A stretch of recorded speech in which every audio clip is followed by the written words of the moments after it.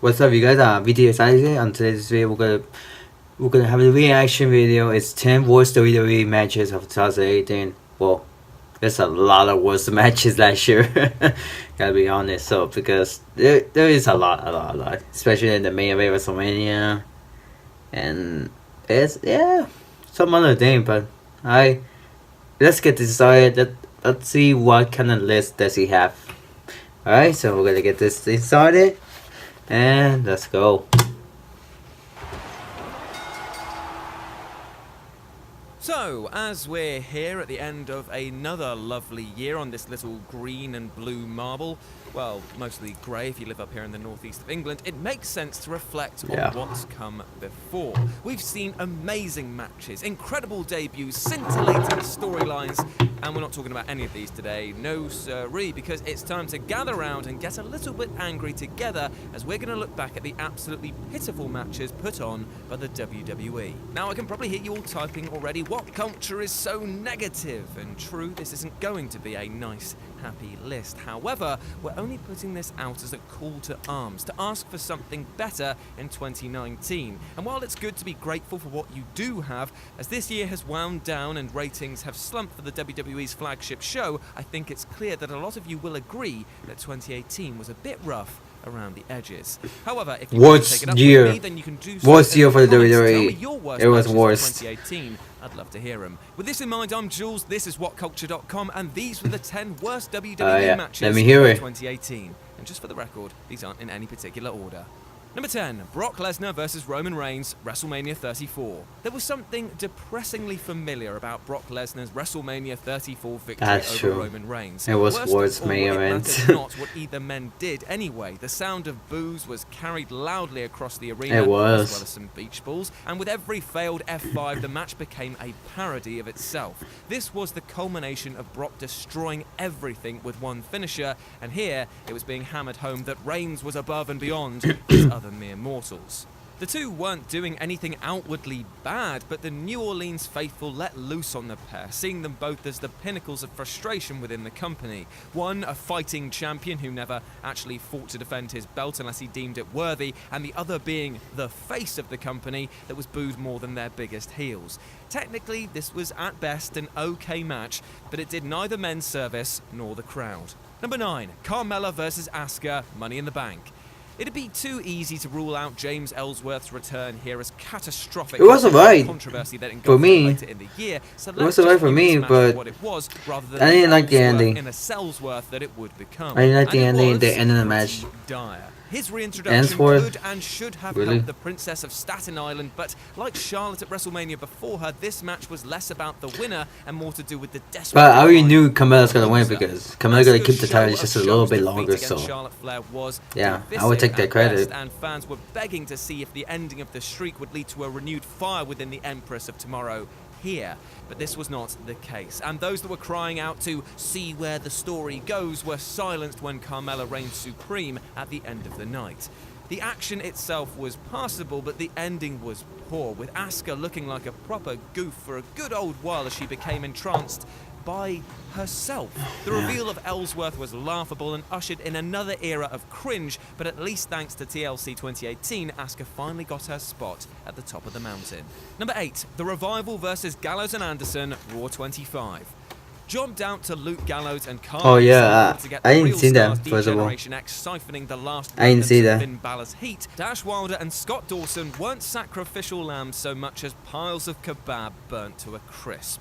When the Revival hit the scene, their gimmick of, well, not having a gimmick was a breath of fresh air for the roster, something that immediately went stale as Vince deemed it not something that could be marketed and slid the pair down the ladder. Seeing DX absolutely crush them was as if Vince had orchestrated the events to be what a waste for the Revival. It was definitely a waste. It was a true shame to see them receive so much punishment without they came back to the main roster, and now they seem it was the bubble bursting a joke already.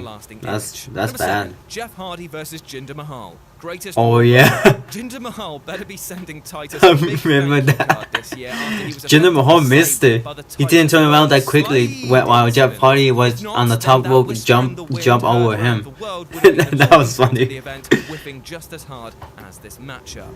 All this did was highlight the torturous WWE Championship run that we'd endured months before. This was a match that was, as you'd expect from a high flyer and a man who seemingly cannot sell a single bump.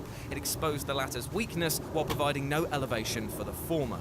It was a match that we all sat through and felt it pass through our eyes and out the backs of our heads, save only to log that infamous botch. Number 6, Nicholas and Braun win tag team gold Oh at my God, WrestleMania yes. 34. It was a banter match that made a I remember mockery this, of but the it's tag cool. division. I get It's that it cool brought with that the little crowd kid out. in the It was ring, funny but to I mean, see like, unfold, but it's really? a strange way to establish that your tag division Why? is so in need of a refresh. It for a wasn't large that man great. and a It wasn't that child great who moment. owned First the of all, gold. it If I wasn't. wanted to watch a kid hold gold over his head in a ridiculous circumstance, then I'd watch Charlie and the Bloody Chocolate Factory. Here's how it turned everyone into a Willy Wanker and led nowhere. Number 5, Nia Jax versus Alexa Bliss Backlash. Oh, Nia really? is, in my opinion, a very tough opponent for anyone. It was to face alright. in the ring. For a start, there's the risk. First of all, I really do enjoy the women revolution. I really do enjoy it. Every single match I've seen, it was alright. Good matches. I'm definitely enjoying it. Watching anyone wrestle her, and it was highlighted to the nth degree when she faced Bliss at Backlash. Alexa Bliss fan. This was already a bit of a wet bread pay-per-view as it was, and we are not ducks. We do not like wet bread, but this match was both botch-riddled, dragged on for ages, and was a terrible culmination of their storyline about body shaming. Alexa. An angle that actually had steam when it began earlier in the year. But here, though, it had completely run out of it and led to Nia reeling off some awfully stock and laboured positive messages at the end, while also insinuating that the best way to beat your bullies wasn't to break the cycle of violence, but to fight them instead. Great advice, that. Number 4, Braun Strowman versus Kevin Owens. Oh, Extreme yeah. Rules. Absolutely Kevin Owens was bad. victorious once on pay-per-view in 2018 before a mid-year injury put him on the shelf. But I really did That enjoy the was story an in between absolute these two. joke. His What 2018 been plunge do was as going through. figurative as I really was did enjoy literal, it with in his the last match. win coming at the result of Man, an I almighty didn't like fall, it. which under the stipulations meant that he was Except for that victorious. part right there. The match was a terrible tale told, well, terribly, with it being the culmination of Strowman deciding to bully Owens relentlessly and get cheered for it. In the ring, he acted like an idiot, taking too long to react, or even attempting to, win by just escaping the cage. Instead, he took too long and Braun, the babyface, ripped away his handcuffs to return to brutalizing Oh, KO's man, vindication sorry. before the giant match-ending bump. The mechanisms were knackered, the mechanisms are Oh, I didn't see that part. What the hell? Is knackered. Kevin Owens is probably The Kevin Owens, what he did. just be knackered. Number 3, Roman Reigns versus Samoa Joe. Oh my Backlash. God, This yeah. match absolutely tanked, and it would It take was. a hard press to try and find the positives. I would even challenge Simon. There's Murphy to it. a universe Fans oh, there he is, exited right in there. droves as it went on, which A was by far lot the of biggest fans are indication leaving the of a building. duff A contest. lot. And it's a I was real like, shame because damn. Samoa Joe is a main event star. He deserved this pay-per-view spot. But because of it being just a week since the greatest Royal Rumble and it being just 4 weeks since Mania, it's so easy to see why people were so willing to give up on this event. The fans had simply had enough of seeing Reigns in the main event, and I don't mean that as an attack against this person, but as a talent. He'd lost twice against Brock Lesnar and didn't even remotely sell that this contest with Joe was worth his time, and Joe didn't get the time he needs to sink his hooks in and make people care. Backlash was easily the worst pay-per-view of the year, and It people was. had simply seen enough. I to said know what that they the wanted, last and that video. was to beat the traffic home.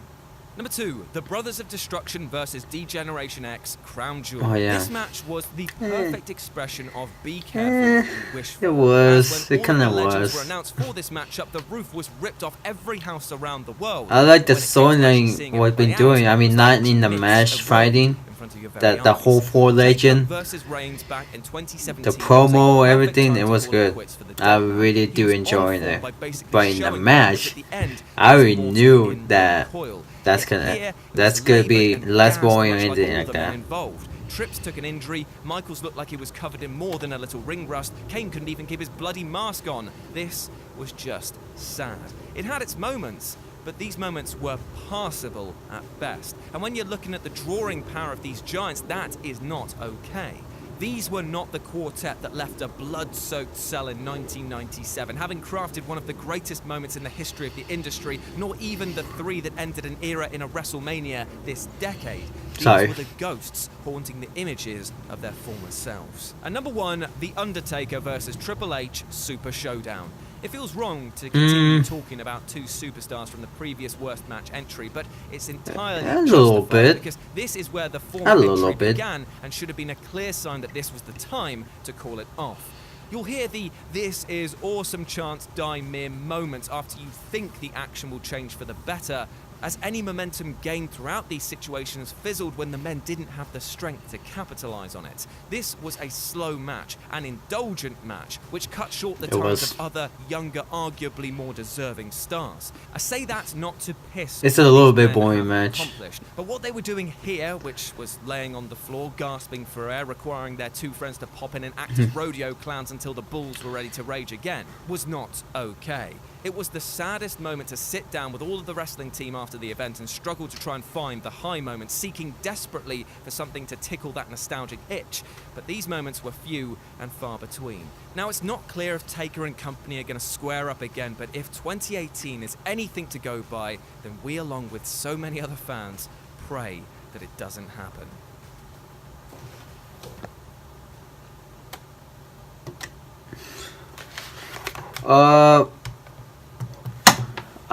Yeah. Okay, all what he said about worst matches, he said everything. The WrestleMania 34, that could have been number 1. Roman Reigns, Brock Lesnar, that could have been number 1 because it was hella boring, boring fighting between each other. All the F5, Suplex City, everything. That could have been number 1. That could have been number 1. But between Triple H and Undertaker, that could have been number 2. And the third one, I'm agree with it. I mean, the third one is the Crown Jewel. Crown Jewel. Oh, that whole match is Crown Jewel. It was man, damn that. Oh my god. I got so many things. That they have a lot of worse matches. Except like I said in the last video, on the top 10 best moment of Raw 2018. It's on the. I will give you a link, or go to my channel and look for it. Alright, I'm gonna give you a link. And yeah, like I said, Crown Jewel was definitely bad. Greatest Royal Rumble, absolutely bad. And what else? What else I can add? Man, there's a lot of worse matches. I gotta be honest. Monday Night Raw, it was definitely bad storyline, same old matches, everything. Just like I said on the last video, like Seth Rollins was open challenge for the Intercontinental Champion, and then here comes the music popping. It's Dolph Ziggler. I was like, again, this guy again, really? Are you freaking kidding me? Saying, give it some other dude like Finn Balor. Finn Balor deserved. He deserved to get a push for real. Well, since right now the McMahon family and like we are the authority of the WWE universe. Oh, I'm not sure about that. Here, what they saying? Well, if they're saying for real, okay, cool. If they're not, that's fucked up. And okay, but for Roman Reigns, on the match he been through, it was boring. But Roman Reigns, he's a good wrestler. Come on, I don't whether you like him, you hate him. I'm a big fan of Roman Reigns. He's done everything. And what else? He's a full timer. He worked his ass off. Yeah. But like Brock Lesnar, okay. Every single match for Brock Lesnar match every single match for Brock Lesnar defending his title, it was hella boring. Absolutely bad. Bad. Brock Lesnar, all you can do, F5, Suplex City, that's it. Except for one match, it was hella good. Oh man, it's back in the day, 2 years ago, like between AJ Styles versus Brock Lesnar, it was definitely a damn good matches. It was absolutely good matches. And then Daniel Bryan versus Brock Lesnar, it was boring a little bit, and then Daniel Bryan just lobo on Brock Lesnar. That I thought Daniel Bryan was gonna win. I thought about it, but nah, he didn't. Okay. Any title Brock Lesnar gonna defend the title, he's gonna win. Because I can tell that he would gonna lose at WrestleMania title or SummerSlam. Neither of these two pay-per-view biggest yeah. So yeah, that's all I can say. On the list what he said, there is some I do agree, but WrestleMania 34, that could be number one. Definitely number one. Brock Lesnar, Roman Reigns, WrestleMania 34, main event, that could have been number one. Worst matches, that could have been number one. And oh yeah, the Braun Strowman and WrestleMania 34 tag team. Really? Oh my god. Oh man, what kind of idea was it? I don't know whose idea was it. I really did not enjoy it. Well, I did enjoy what the kid is doing, but he didn't do nothing. But I don't care what they do. Okay, I don't care what the WWE are doing. I'm still gonna watch WWE. I really don't care what they're gonna do. If they're gonna do something, I don't care. I'm just gonna watch this, and if it was bad show, whatever, I just turn it on my TV. I'll do that sometime. I was a WWE fan since 2007. 2007. Well, I was a bigger John Cena fan. I'm still a John Cena fan a little bit because I don't like. Well, he changed his character just a little bit, like a bad man. I'm a big fan right now. I'm a big fan a little bit. I'm a big fan of Roman Reigns, John Cena, Seth Rollins, Alexa Bliss, my woman crush. And yeah, that's it. That's all I can say. Alright guys. Alright, let me know what you guys think. What is your worst matches of 2018? What do you guys think? What's your thing? What is your worst matches of the WWE in 2018? Leave me a comment and let me know. Alright guys. Leave a like, share, subscribe for more reaction of the WWE and oh yeah, first thing first, I just heard a big rumors that is the news trailer. It's a Marvel Spider-Man Far From Home. That's what I heard about it, but let's see. I'm not gonna wake my ass in the morning next day. I'm tired. But yeah, I guess later guys, and I'll see you guys on the next. Sorry, not really good talking. So alright guys, peace out and have a wonderful day. Later guys.